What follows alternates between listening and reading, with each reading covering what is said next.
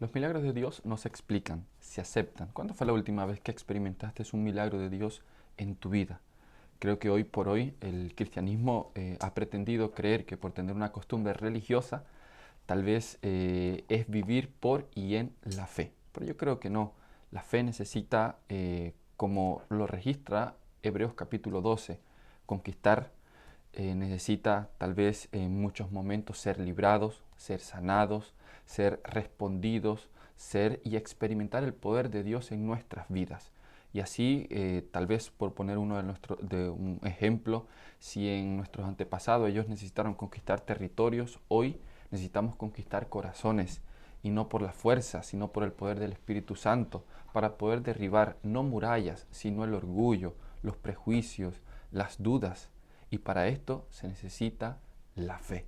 Es increíble cuando nosotros vemos Hebreos capítulo 12 lo que los hijos de Dios pudieron lograr experimentar, ¿sí?, a través de la fe en nuestro Señor Jesucristo. El ser humano sigue siendo débil, sigue tal vez experimentando flaqueza, teniendo falencias, y hoy más que nunca necesitamos apreciar y poder tal vez sí, tomar para nosotros las palabras de Filipenses 4:13, cuando dice todo lo puedo en Cristo porque Él nos fortalece. ¿Has sentido, has experimentado tú el poder de Dios? La pregunta a todo esto: ¿cómo podemos llegar a experimentar los milagros de Dios? Bueno, hemos llegado ya a la lección número 5 del libro, ¿sí?, que estamos estudiando, el Evangelio de Marcos. Aquí está nuestra guía, ya estamos en la lección número 5, la cual se titula Milagros alrededor del lago. Sin embargo, más allá del lago está nuestra vida, está nuestra familia, nuestra casa, nuestra iglesia, la cual precisa de los milagros de Jesús. El texto de la lección de esta semana está en Marcos capítulo 5, versículo 19, y dice así: Mas Jesús no se lo permitió, sino que le dijo: Vete a tu casa, a los tuyos, y cuéntales cuán grandes cosas el Señor ha hecho contigo y cómo ha tenido misericordia de ti. ¿Sí? Cuando llegamos a experimentar los milagros de Dios, definitivamente no hay cómo callar, no hay cómo tal vez no decir, no expresar, no compartir lo que Dios ha hecho en nuestra vida, porque es algo automático.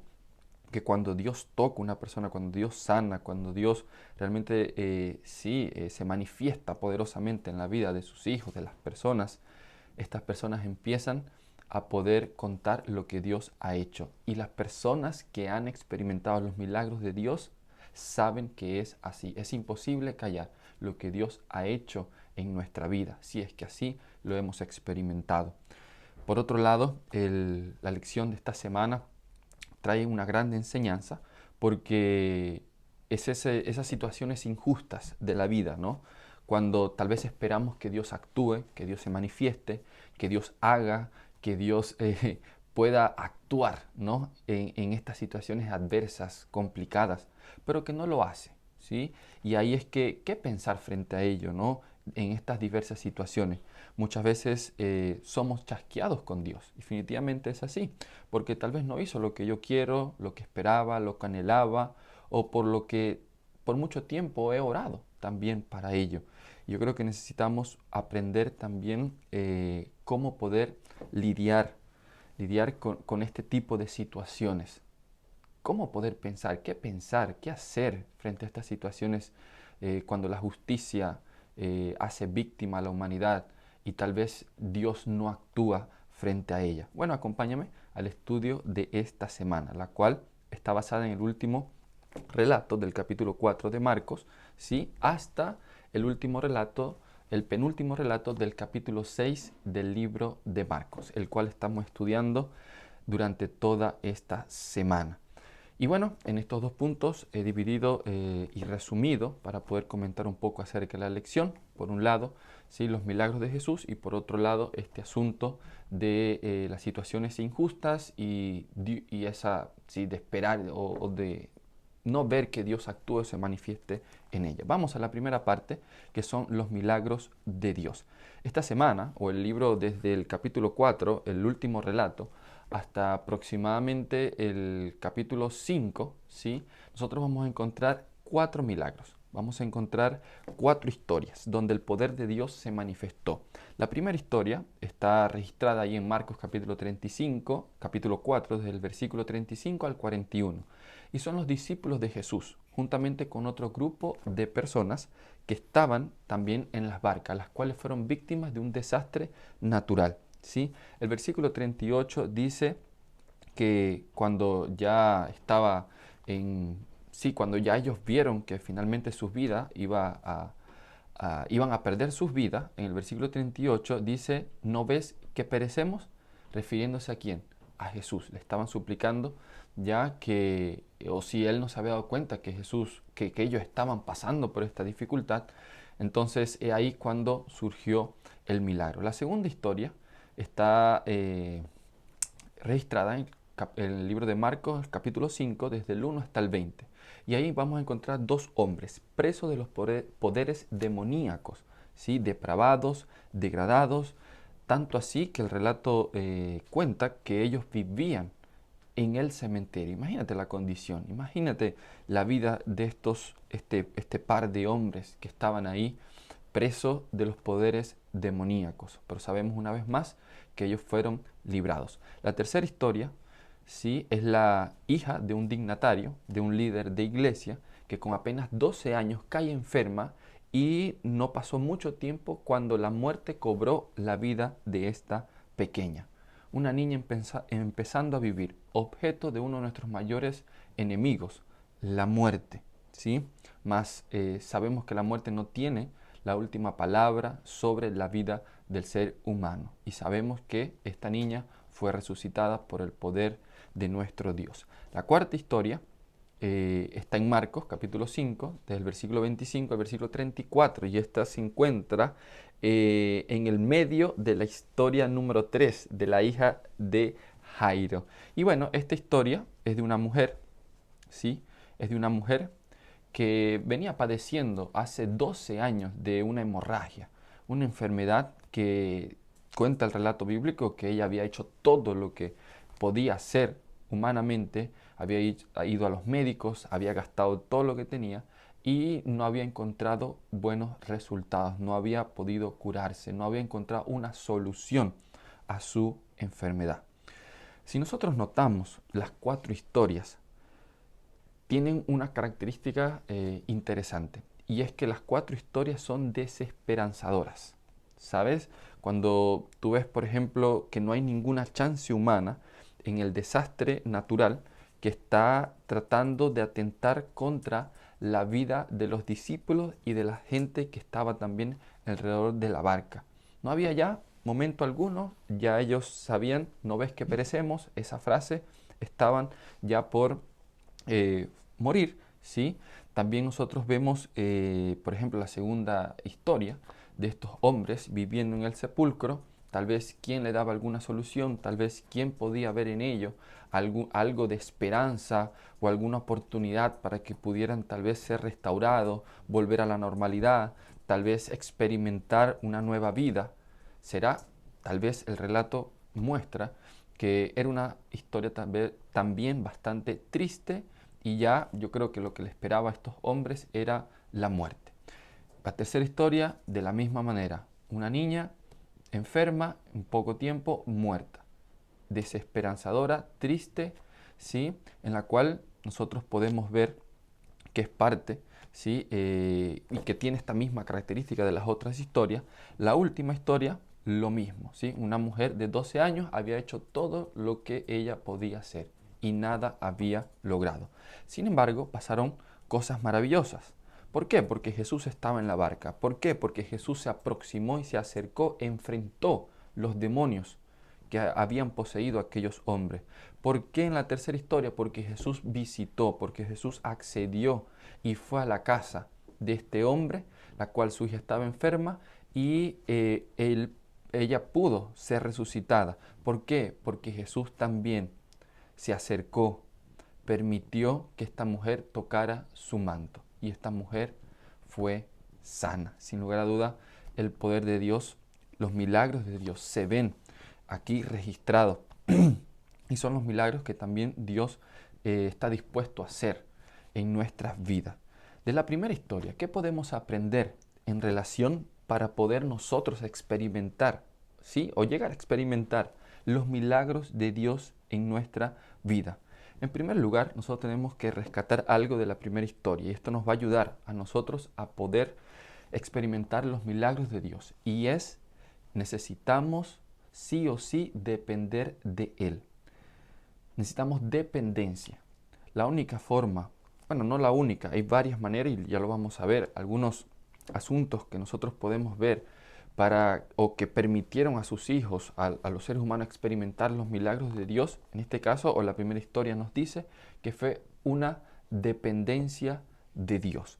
Necesitamos depender de Dios. ¿Será que realmente tú crees que nosotros dependemos de Dios? ¿Qué es depender de Dios? Cuando nosotros vemos o pensamos o creemos que nuestra vida depende de un sueldo, que nuestra vida depende de una casa, que nuestra vida depende tal vez de un trabajo, que nuestra vida depende de nuestra familia, que nuestra vida depende inclusive de nosotros mismos, del gobierno, o no sé, de mi novio, de mi esposo o de mis hijos, es algo que tristemente vamos a ser chasqueados porque nuestra vida depende únicamente de aquel que es capaz de dar vida. ¿Y es quién? Nuestro Señor Jesucristo.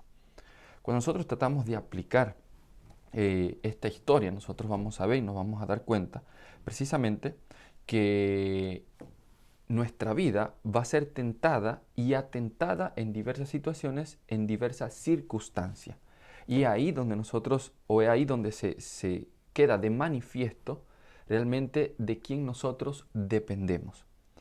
Por otro lado, es interesante que nosotros podamos notar y también ver que cuando el ser humano está en enemistad con Dios, también es un corazón que está en guerra con Dios. Por lo tanto, no está carente y necesita experimentar la paz de Dios. De hecho, Romanos 5.1 dice, justificados pues por la fe, tenemos paz para con nuestro Señor Jesucristo. Sin embargo, así como los discípulos pretendemos creer que nuestra vida depende tal vez de nuestras habilidades, de nuestras especialidades, tal vez de nuestro conocimiento, tal vez, no sé, de nuestras posibilidades, pero es triste, porque cuando nuestra vida es tentada y atentada por diversas situaciones, pueden ser tal vez, sí, cualquier situación que pueda atentar con nuestra vida, nosotros nos vamos a dar cuenta que el único que puede poner paz, que puede traer paz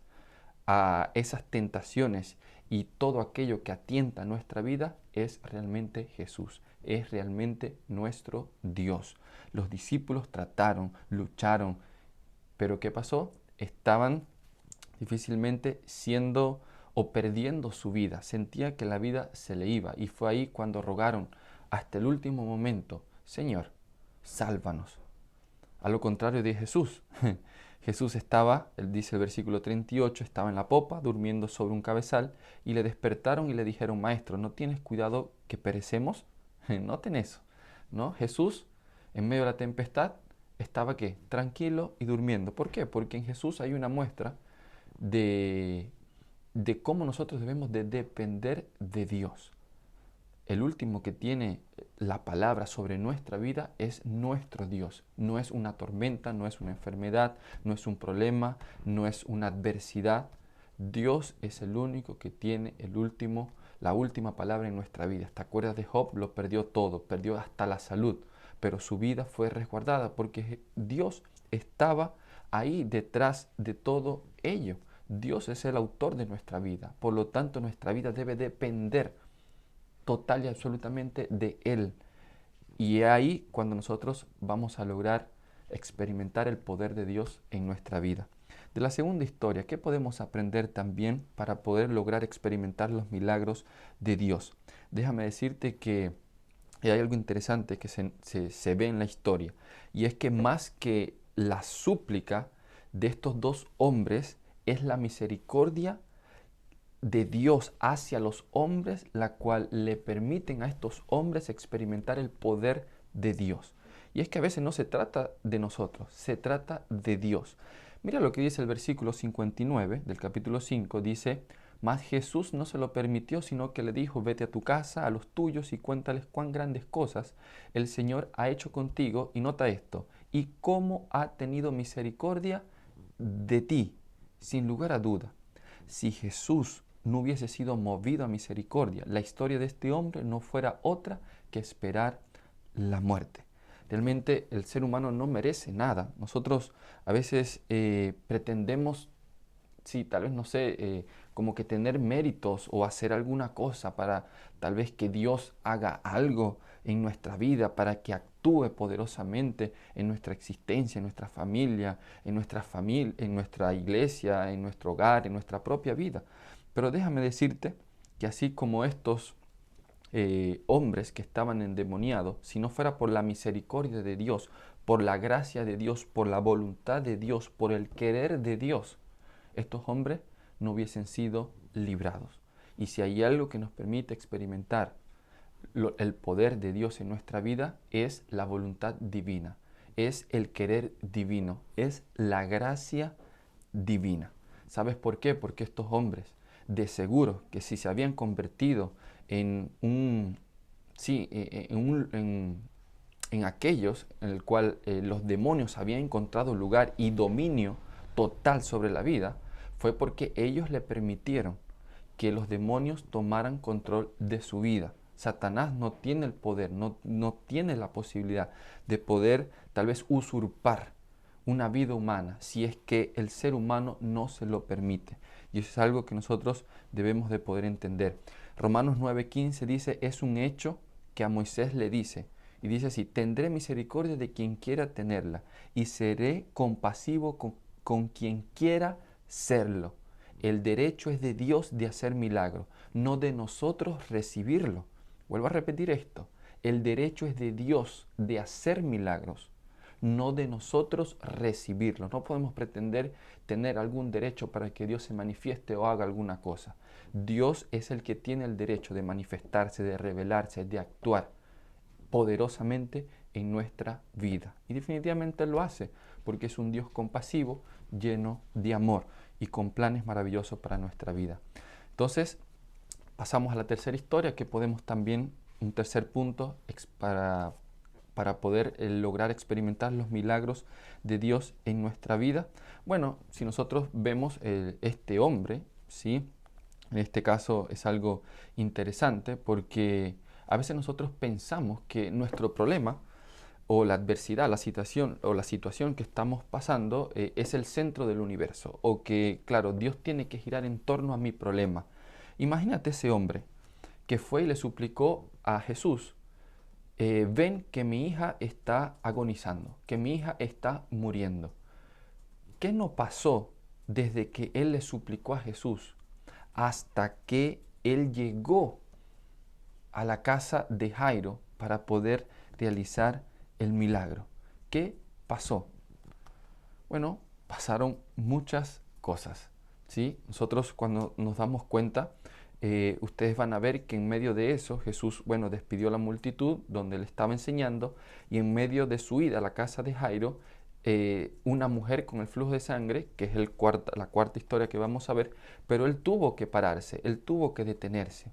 Si nosotros queremos experimentar los milagros de Dios, tenemos que experimentar el tiempo de Dios. Porque no es cuando yo quiero, no es cuando yo tal vez deseo, no es mi tiempo el mismo tiempo de Dios. Y Dios tiene el poder no solo de privar, no solo para poder privar la vida de la hija de Jairo de la muerte, sino también para traerla de vuelta a la vida. Y ahí hay algo interesante que nosotros podemos realmente aprender, que para experimentar los milagros de Dios necesitamos esperar en Él y no pretender querer centralizar nuestros problemas. Tal vez pretender que nosotros somos el centro del universo. No, Dios está al pendiente de cada uno de nosotros. Pero sabes que también no somos los únicos que tal vez estamos pasando por dificultad, que tal vez tenemos un problema, una dificultad.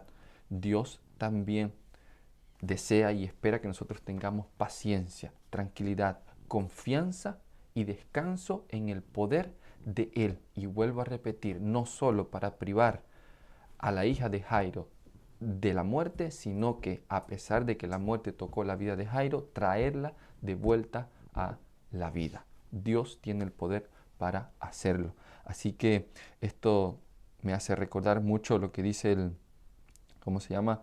El, lo que dice 1 Corintios capítulo 15 cuando habla acerca de la resurrección. ¿Sí? ¿Cuántos no hemos perdido seres queridos en este mundo? ¿Cuántas veces en nuestra vida también estamos experimentando un problema, también queremos que Dios lo solucione ahora? Bueno, hay cosas que finalmente Dios promete que hará, tal vez no en este momento, pero sí en un mañana, sí en un después, pero de que lo hará, lo hará. Y Él tiene el poder para hacerlo. ¿Te acuerdas lo que pasó también con Lázaro? Después de 4 días llegó Él. Ya su amigo estaba putrefacto, estaba en pleno estado de descomposición. ¿Y cuándo fue advertido? ¿Cuándo le fue llamado? ¿Cuándo le fueron a avisar? Cuando su amigo estaba enfermo. Pero Jesús llegó y resucitó. Vamos a pasar al cuarto punto, ¿ya? Que es la cuarta historia. ¿Qué podemos aprender también de la cuarta historia en relación o que nos puede ayudar a nosotros para poder experimentar el milagro de Dios? Bueno, nos enseña que los milagros de Dios se experimentan a través de la fe. No hay otra manera. Una mujer que no solo quedó tal vez con lo que escuchó de Jesús. Cuando tú lees el relato, ya el capítulo 5, tú vas a ver y te vas a dar cuenta que fue una mujer que escuchó. Cuando escuchó, se acercó, se esforzó, a pesar de que mucha gente sí estaba ahí detrás de Jesús y era algo que a ella le imposibilitaba llegar o enfrentarse con Jesús cara a cara. Dice que en medio de ello ella decidió tocar el manto de Jesús. Inclusive el versículo 21, el versículo 29,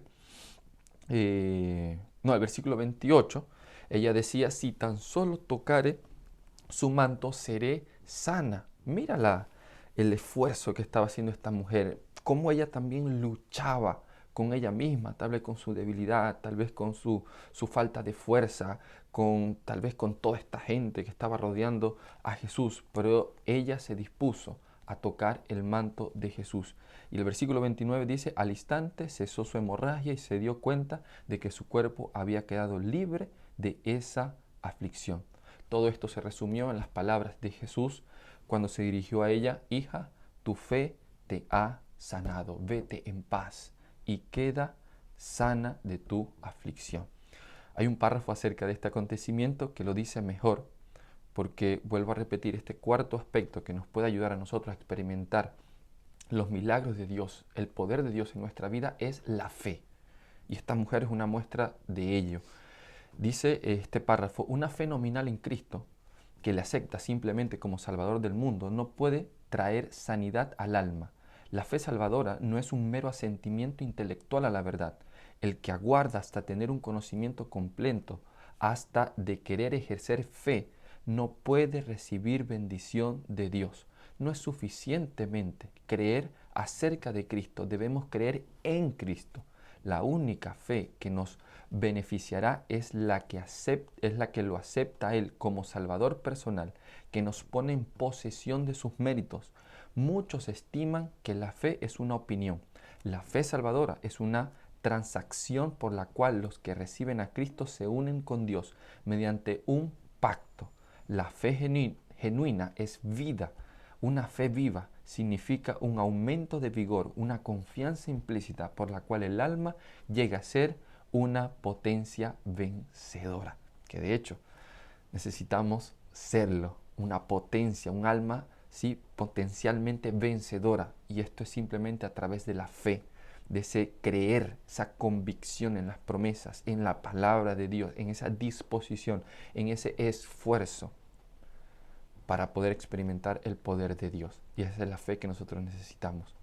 Si tal vez podemos resumir esta primera parte, es decir, que si queremos experimentar los milagros de Dios en nuestra vida, debemos en primer lugar depender de Él y entender que nuestra vida y que la vida depende simplemente del aliento de nuestro Dios. En segundo lugar, esto no depende de Él, no depende de nosotros, ¿sí? Sino depende de la misericordia que Él quiera tener hacia nosotros, ¿sí?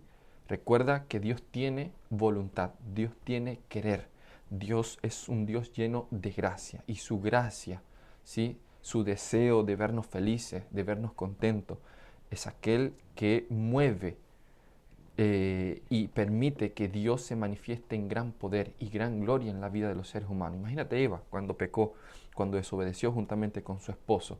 Si Dios no hubiese sido un Dios tan amoroso, tan bondadoso y lleno de gracia, ¿dónde estaría la vida de los seres humanos?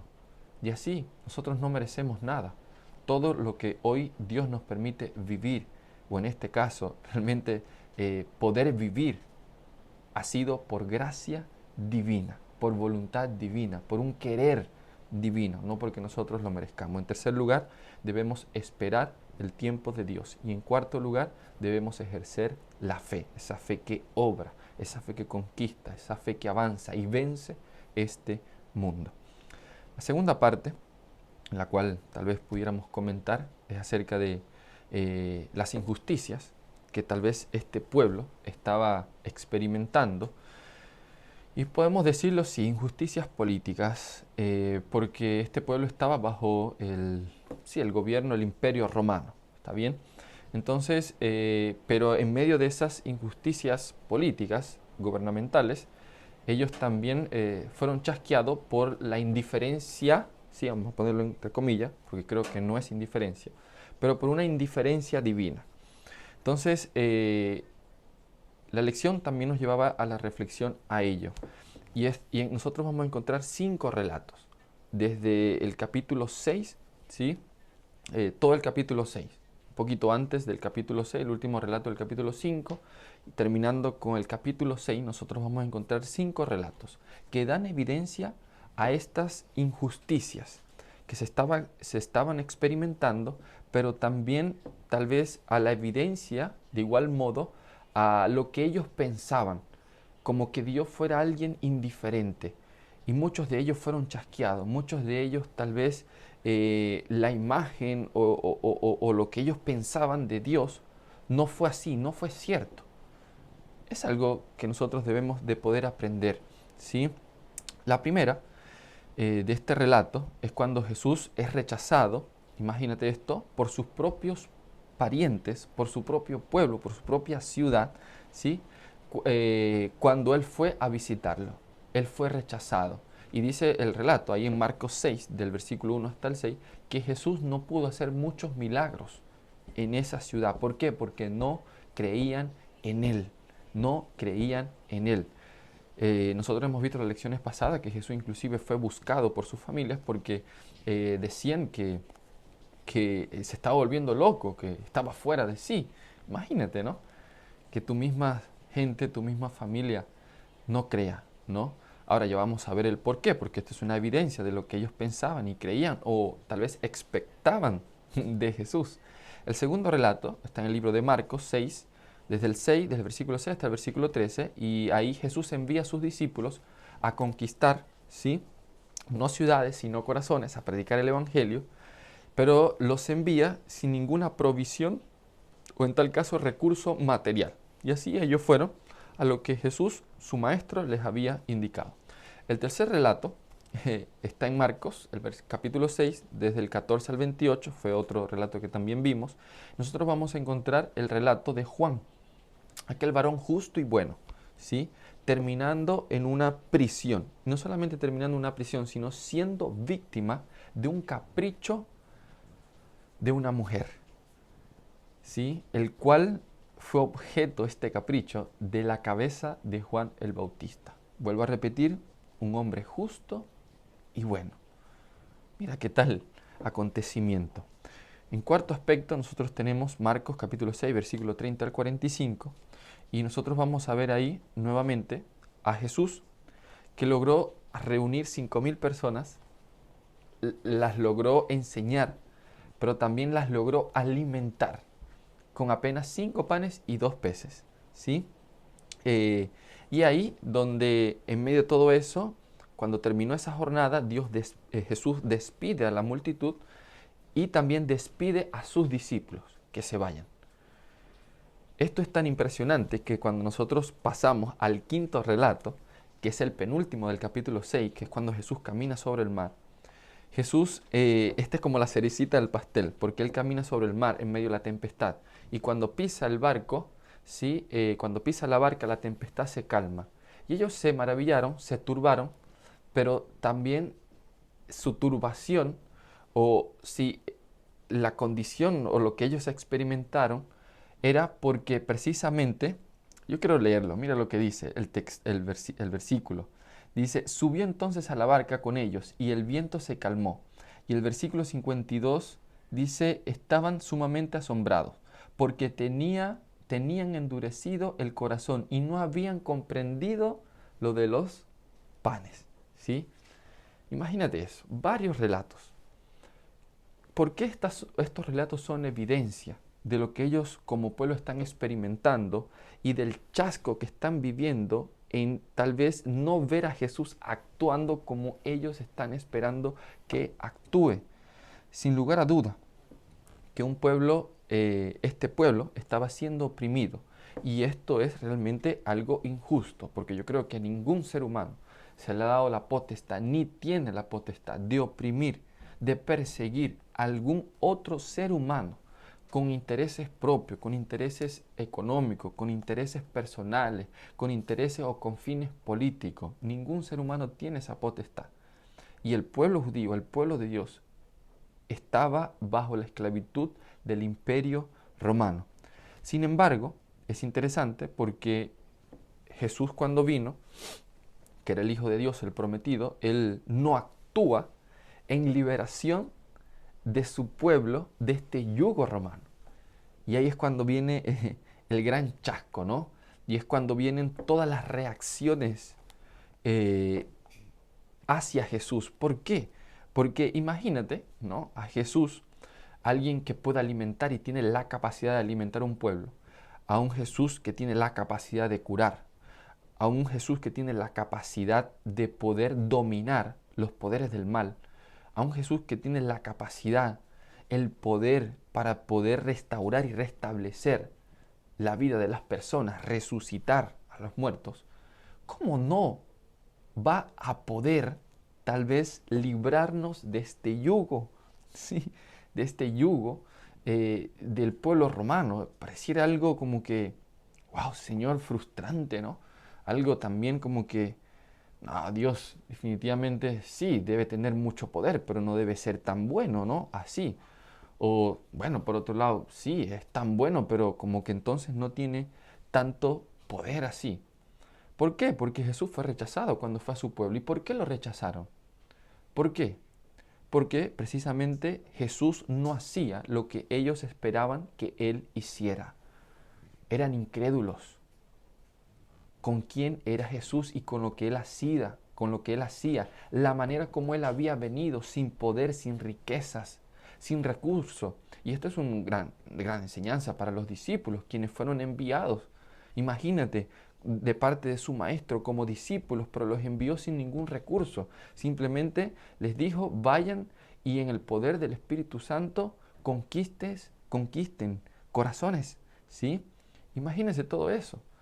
La alimentación, cuando finalmente camina sobre el mar, no entendían lo que Jesús había hecho. ¡Wow! Se había logrado. Y claro, nosotros vemos varios intentos de esta multitud, de su pueblo, de hacerlo rey, de proclamarlo rey. Pero Jesús muchas veces, ¿qué dijo? Despedía a la multitud, despedía también ¿a quién? A sus discípulos. Si algo nosotros debemos de entender es que Dios no es indiferente a las injusticias, a lo que nosotros sufrimos, padecemos o vivimos en este mundo. Porque de hecho hay cosas injustas totalmente, que estamos experimentando, que estamos viviendo, que nos pueden estar rodeando. Pero Dios es un Dios diferente, que actúa de manera diferente a diferencia de cada uno de nosotros. Y nosotros no podemos pretender que Él actúe igual a nosotros. Romanos capítulo 12 dice, no seas vencido de lo malo, sino vence con el bien que el mal. Cuando nosotros tratamos de dar un resumen a todo lo que la lección nos quiere enseñar, yo creo, esta semana, es sin lugar a duda, en primer lugar, mostrarnos quién es Él, a qué ha venido.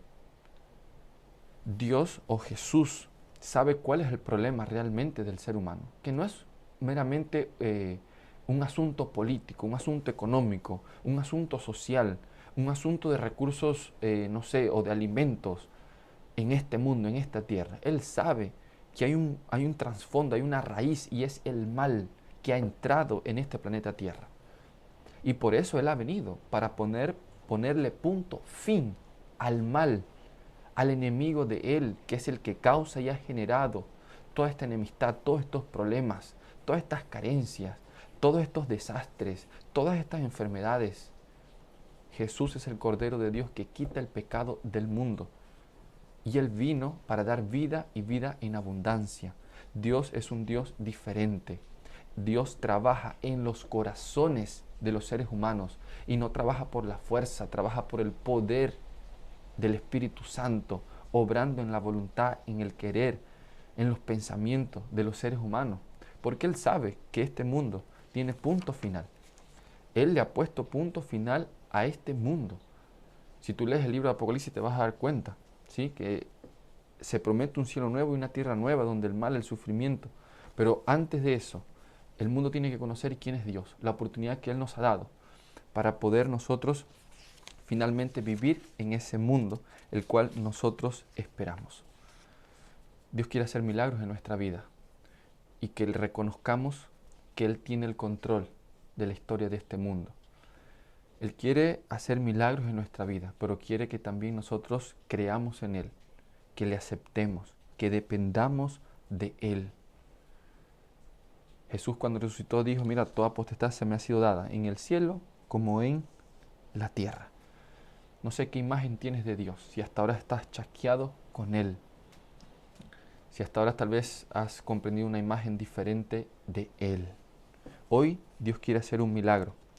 Y al hacer un milagro en tu vida, y tú sabes cuál es esa necesidad que tú tienes, ¿sí?, poder decirle, como lo que le dijo a aquellos dos hombres, vete a tu casa a los tuyos y cuéntales las grandes cosas que el Señor ha hecho contigo y cómo tuvo compasión de ti.